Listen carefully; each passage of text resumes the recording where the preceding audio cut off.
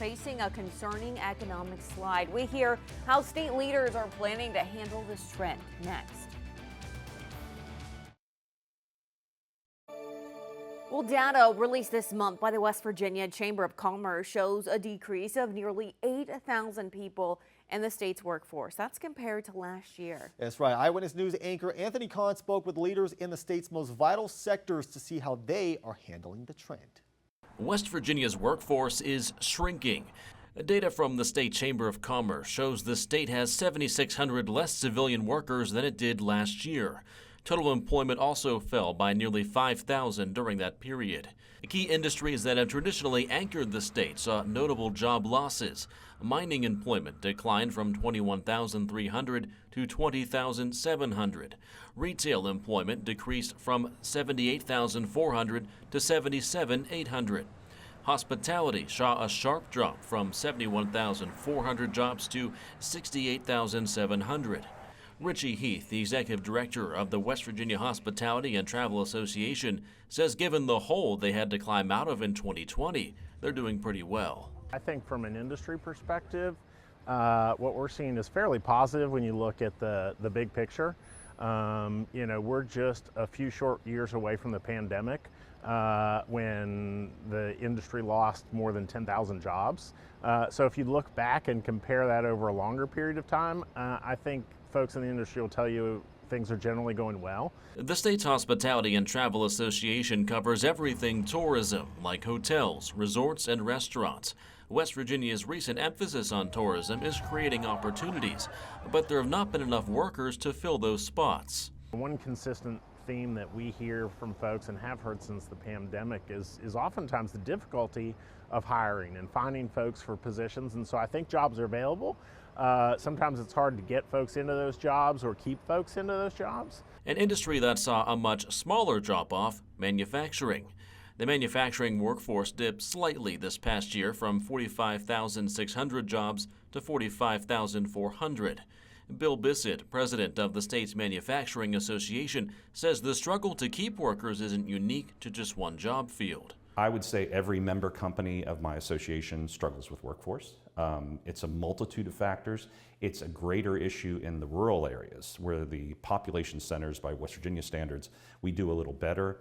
But if you're in a very rural county like Wirt or Wayne County, it's a real challenge. And also turnover, that churn of employees can be a factor in the more rural areas. West Virginia just welcomed Nucor to Apple Grove and is expected to bring hundreds of jobs in Mason County and far beyond. Other companies like TiMet and Form Energy have also announced investments in the Mountain State. Bissett says that the state needs to capitalize on where trends are heading. Businesses change. I mean, business plans change, the consumers of products change. And I think that's why a lot of times as companies contract or grow, we often don't know why that happens. And it's concerning because we work with the development office not only to bring new companies in, but also make sure existing companies stay in operation and grow when they can. The hope for both Heath and Bissett is the announcement of these new companies and also the promotion of West Virginia as a whole will attract more people in to help with a declining population. As you have increased visitor traffic and increased spending, that necessitates obviously more work. And I think, so far, a lot of the industry have been doing a lot more with less, but I think would like to do more with more employees. I think we all have to work together, the private sector, the public sector, and really West Virginians, at large, need to work together to make the state as attractive as possible and get more opportunities here because that will grow our population and also keep our population here in the Mountain State. In Kanawha County, Anthony Kahn, Eyewitness News. West Virginia is losing people and workers in some of its biggest job fields, but state leaders say there's still plenty of opportunity here.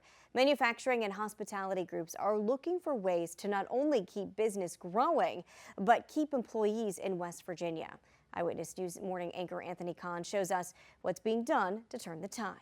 As West Virginia sees drops in population and overall number of workers in major job fields, leaders in these fields are working to turn things around. Bill Bissett, president of the state's Manufacturing Association, says the state is poised for manufacturing success. We're going to have the building blocks for manufacturing, making steel and titanium next year in West Virginia with Nucor and TiMet.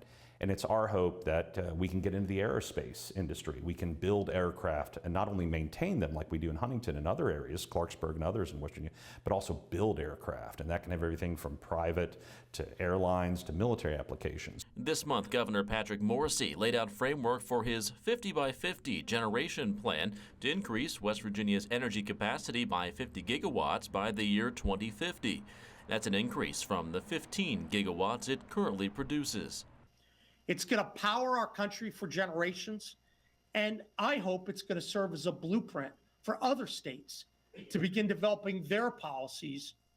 West Virginia, we must become that indispensable battery of the nation. And Bissett is taking notice. He talked about the nature of West Virginia being a manufacturer of components that make electricity. With the demand increasing, that's a perfect sweet spot for a historic energy state. But you need employees to buy in. Bissett says companies are looking at ways to retain their workers. We're looking at a lot of ways, working with other business groups, whether it's childcare, housing, transportation to work, solving some of those little problems. And they're not little, they're serious if it's your family. But solving those problems can really make sure a worker can not only get a job, but keep a job. Do you think that's the obligation of the company to do that, or is that something that's like more of a statewide or even a federal initiative to get that going? That's a great question. And that's one of the things we're struggling with. How do you fix childcare? I just literally got off the phone about that issue. And the question is, what can the state do? What can the feds do? What can we as employers do? And what could the employee do? It's probably a solution that's in the middle between all those groups. But that's very difficult to do. The legislature has been very gracious with offering tax incentives.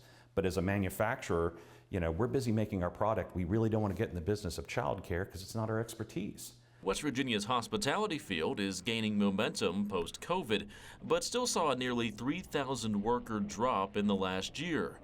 The state's Hospitality and Travel Association Executive Director Richie Heath says he's seeing efforts to retain employees.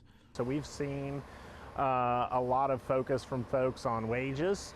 Wage growth, I would say, in the industry has naturally increased and significantly increased over the last several years, I think. We see employers and regularly talk with employers who are looking at providing additional benefits to employees and things that will attract those workers. He hopes it can keep people in their jobs and in the state longer. Oftentimes we see a lot of success stories about people working their way up, serving in management positions, or even owning their own tourism businesses.